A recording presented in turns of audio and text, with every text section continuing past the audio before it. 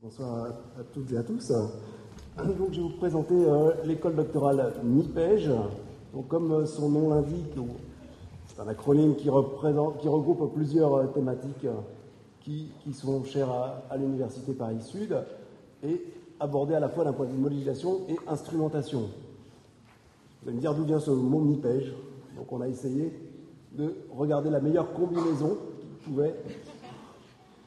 qui pouvait donc rassembler les géosciences, l'environnement, la physique, l'énergie, avec la modélisation et l'instrumentation. Et tout simplement, ça vous allez voir du côté des moteurs de recherche, et rien ne sortait sous MIPEJ. On s'est dit, voilà le mot idéal qu'il fallait utiliser. Donc cette école doctorale, c'est une école doctorale récente. Elle a seulement 1 an et demi d'existence. On a démarré en janvier 2010, suite à la fusion de 2 écoles doctorales de Paris-Sud, école doctorale 143 et 421. Et donc, je voudrais profiter ici d'avoir la parole pour remercier les assistantes Annie Talbot et Kim Ho qui nous ont aidés à effectuer cette fusion, et aussi, tout particulièrement, les docteurs de MIPEJ. Vous êtes notre première promotion, et c'est grâce à votre travail, à la qualité de votre thèse, que nous allons pouvoir promouvoir cette nouvelle école doctorale. Vous êtes donc les meilleurs ambassadeurs de cette école doctorale, et je vous remercie de votre travail.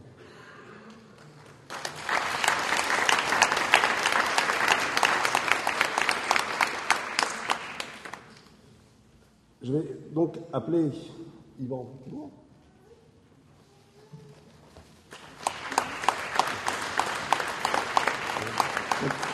Yvan a travaillé en thermochronologie, c'est-à-dire qu'il va essayer de reconstruire l'histoire thermique des bassins. Pour cela, il utilise la fission des noyaux d'uranium qui vont laisser des traces dans le réseau silicaté. Et donc, en regardant la présence et en comptant ces traces, il va pouvoir reconstruire l'histoire thermique de ces bassins, ce qui a des fortes implications à la fois fondamentales, mais aussi sur la recherche géologique et minière. Je vais maintenant laisser la parole à Bruno, espagnol, directeur adjoint. Donc j'appelle Selma Conforti Di Lorenzo.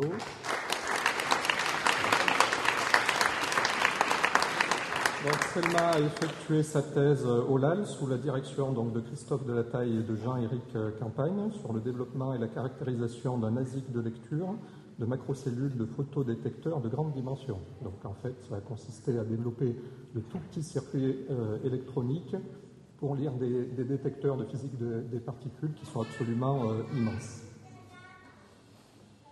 J'appelle donc à présent Estelle Daven.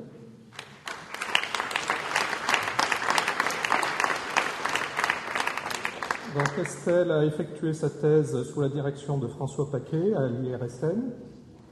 Donc son travail a porté sur l'optimisation des programmes de surveillance de la contamination interne par l'étude des incertitudes liées à l'évaluation dosimétrique.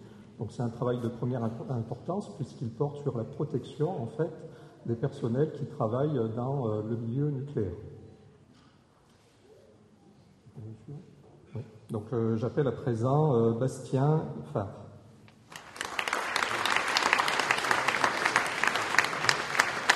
Merci, je reprends la parole, merci.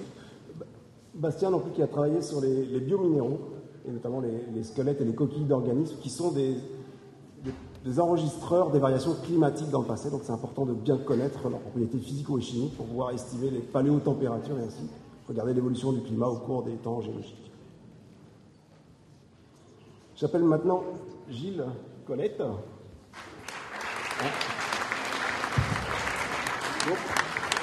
Pour les soucis techniques, donc vous n'auriez pas ça transparent. Donc Gilles Colette a effectué sa thèse au LSCE sous la direction de Bérengère Dubrul et Didier Paillard.